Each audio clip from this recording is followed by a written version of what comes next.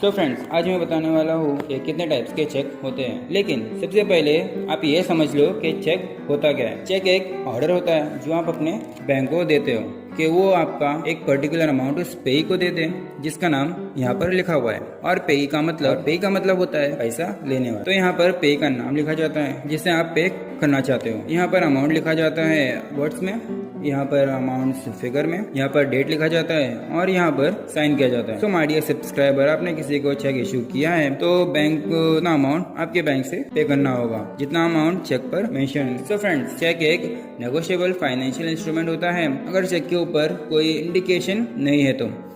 और वो कौन कौन से इंडिकेशन होते हैं और किस टाइप के इंडिकेशन होते हैं वो मैं बताऊंगा इस वीडियो में। तो सबसे पहले आता है बैरर चेक। यहाँ पर जिसका नाम होगा वो इस चेक को इनकैश करा सकता है और ये चेक आपको जिसको भी दोगे वो भी इसे इनकैश कर सकता है। और इनकैश का मतलब होता है जो भी बैरर चेक को बैंक में प्रेजेंट करेगा उसको पैसे मिल जाएंगे। तो हमारी सब्सक्राइबर, ये बैरर चेक एक नेगोशिएबल इंस्ट्रूमेंट है। लेकिन कैसे? अगर आप बैरर चेक को किसी कुत्ते के गले में लटका के उसे बैंक में भेजोगे तो बैंक वाला उसे भी पैसे दे देगा।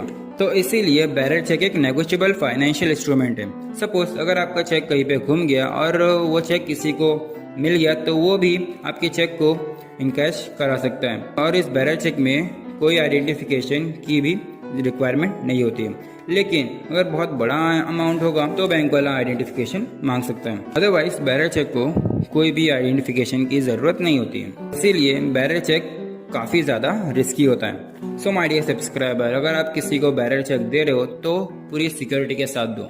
सेकंड वाला है order cheque. Order cheque basically उस पर्सन या उस कंपनी के लिए होता है जिसका नाम यहाँ पर लिखा होगा। सो फ्रेंड्स, अगर आपको ऑर्डर चेक देना है तो यहाँ पर बाय ऑर्डर लिखा होना चाहिए या फिर और बैरर को स्ट्राइक ऑफ करना होगा। और इस और बैरर को स्ट्राइक ऑफ करोगे तो ये ऑर्डर चेक बन जाएगा। सो ये ऑर्डर चेक है तो बैंक भी पैसे उसी को ही देगी जिसका नाम यहाँ पर लिखा होगा। सपोज ये सैम है, अगर इसे किसी और को पैसे देने हैं तो वो यहाँ पर उस थर्ड पार्टी का नाम लिखेगा और नीचे अपनी साइन करेगा तो ही ये सैम अपना चेक किसी थर्ड पार्टी को दे सकता है। और ये ऑर्डर चेक है तो बैंक पेमेंट से पहले पेई का आइडेंटिफिकेशन मांगता है। अभी थर्ड चेक है क्रॉस एंड अकाउंट पेई चेक। सो फ्रेंड्स, इस टॉपिक को थोड़ा ध्यान से समझना बिकॉज काफ़ी लोगों को लगता है कि क्रॉस चेक और अकाउंट पेई चेक दोनों सेम होता है, लेकिन ऐसा नहीं है। दोनों में माइनर डिफरेंस है। तो सबसे पहले मैं एक बात बता दूं कि क्रॉस चेक और अकाउंट पे चेक में आपको कैश तो बिल्कुल नहीं मिलने वाला। कैश का कोई ऑप्शन ही नहीं है, वो अमाउंट आपके बैंक में जमा होगा। तो अगर आपके पास क्रॉस चेक या फिर अकाउंट पे चेक है तो आपको बैंक से कैश मिलेगा, वो बात तो दिमाग से निकाल दो। ये था first point. And second point कि अगर आपके पास सिर्फ क्रॉस चेक है और आपको किसी थर्ड पार्टी को ये चेक ट्रांसफर करना है तो वही सेम प्रोसीजर होगा। थर्ड पार्टी का यहाँ पे नाम लिखना है और साइड में पेई का साइन करना है और इसे कहते हैं जनरल क्रॉसिंग। और फिर नेक्स्ट है अकाउंट पेई क्रॉसिंग चेक। इसमें क्रॉस करके क्रॉस के अंदर ही अकाउंट पेई लिखा जाता है। और अकाउंट पेई का मतलब होता है कि आप इस चेक को किसी थर्ड पार्टी को ट्रांसफर नहीं कर सकते। जिसका नाम यहाँ पर होगा वही सिर्फ इसे ले सकता है और सिर्फ अकाउंट में ही आएगा, कैश नहीं होगा।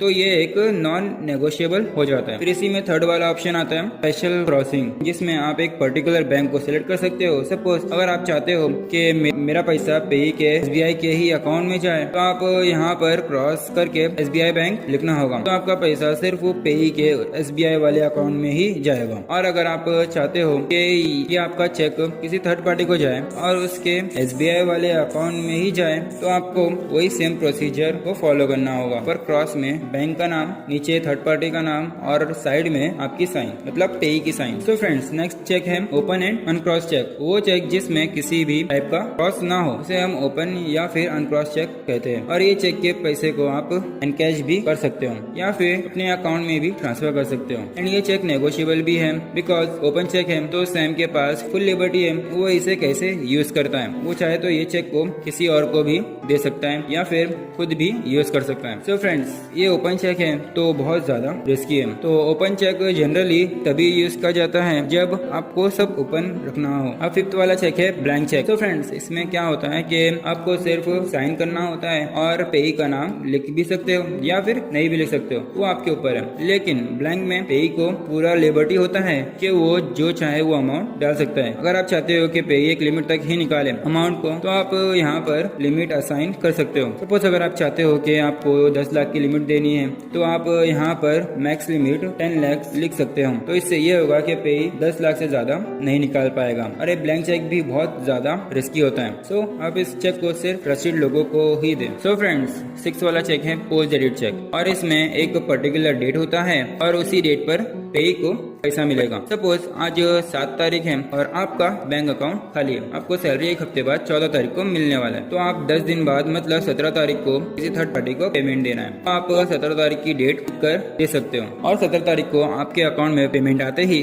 वो थर्ड पार्टी को पेमेंट मिल जाएगा। तो फ्रेंड्स अगर आपको जब भी कोई फ्यूचर डेट में चेक इश्यू करना चाहते हो तो आप पोस्ट डेटेड चेक को यूज कर सकते हो और बैंक भी उसी डेट से पहले पैसे रिलीज नहीं करेगी। अब बात करते हैं सेल्फ चेक की। और सेल्फ चेक तब यूज किया जाता है जब आपको अपने ही अकाउंट से पैसे निकालना हो, तब आप सेल्फ चेक का यूज कर सकते हो। और इस चेक में सारी डिटेल वैसी ही सेम होता है लेकिन पे की जगह सेल्फ लिखा जाता है। और ये सेल्फ चेक एक तरह का विड्रॉल स्लिप भी बोल सकते हैं। और एक बात बता दूं कि अगर आप सेल्फ चेक पर क्रॉस कर दिए तो आप कैश नहीं निकाल पाओगे, बिकॉज क्रॉस यूज होता है सिर्फ अकाउंट में पैसे ट्रांसफर करने के लिए। और बैरर को भी कैंसिल मत कीजिए तो आप इजीली कैश निकाल पाओगे। एंड लास्ट पॉइंट इस सेल्फ चेक की कि इस सेल्फ चेक को आप अपने रिप्रेजेंटेटिव को भी दे सकते हो, वो भी आपके बिहाफ पर कैश निकाल सकता है, लेकिन और बैरर को क्रॉस मत करना। जो 8 वाला चेक है वो कैंसिल चेक है। तो फ्रेंड्स कैंसिल चेक मोस्टली तब यूज किया जाता है जब आपको अपनी बैंक डिटेल देनी हो, जैसे अकाउंट नंबर, IFSC कोड और बहुत कुछ। लेने वाले बहुत कुछ ले लेते हैं। अगर आपको कहा जाए कि कैंसिल चेक दो तो आप पूरे चेक पर ऐसे लाइन खींचकर कैंसिल लिख सकते हो। 9th वाला स्टेल चेक है और स्टेल चेक का मतलब होता है खराब चेक। कोई भी चेक हो वो 3 महीने तक ही वैलिड होता है, उसके बाद वो चेक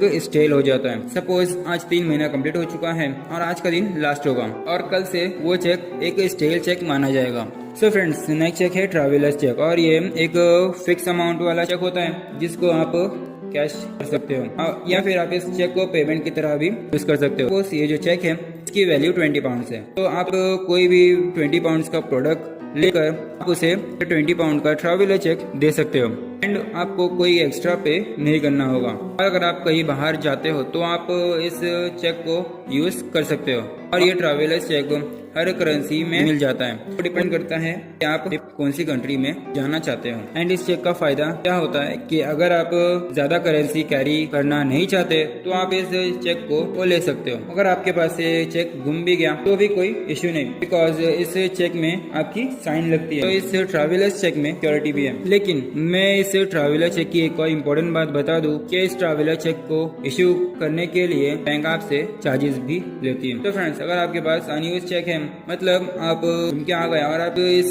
ट्रैवलर्स चेक को यूज नहीं किए तो आप इस चेक को इनकैश भी करा सकते हो। सो फ्रेंड्स अब बात कर लेते हैं म्यूटिलेटेड चेक की। हम म्यूटिलेटेड चेक को कैसे यूज कर सकते हैं। सो फर्स्ट ऑफ ऑल मैं आपको बता दूं कि म्यूटिलेटेड चेक में कौन कौन से चेक आते हैं। फर्स्ट है जो फट गया हो, जो चेक फट गया हो, एंड देन वो चेक जिसमें मिट्टी लग गया हो या फिर पानी से धुल गया हो, वो चेक भी वैलिड होगा। लेकिन सबसे इम्पोर्टेंट होता है उसका MICR कोड। उससे बेसिकली स्कैन किया जाता है और इसमें पता चलता है कि वैलिडेशन क्या है और ऑथेंटिकेशन क्या है। अगर ये खराब होता है MICR कोड तो इस चेक से पैसे नहीं निकलता। लेकिन ये MICR कोड और बाकी के डिटेल्स थोड़ी बहुत दिख भी रही है तो आपका चेक पास हो जाएगा, लेकिन कंफर्मेशन के बिना नहीं होगा। ड्राइवर है जिसने इस चेक को इश्यू किया है उससे कंफर्मेशन लेने के बाद ही ये म्यूटिलेटेड चेक पास होगा। सो माय डियर सब्सक्राइबर, ये था टाइप्स ऑफ चेक। अगर आपको ये वीडियो पसंद आया तो आप इस वीडियो को शेयर कर सकते हो। और मैं आपसे एक अपील करूंगा कि अगर आप हमारे इस प्लेटफॉर्म पर नए हो तो इस प्लेटफॉर्म को सब्सक्राइब कर लो और उस बेल आइकन को ऑल पे कर लो लेटेस्ट अपडेट सबसे पहले देखने के लिए।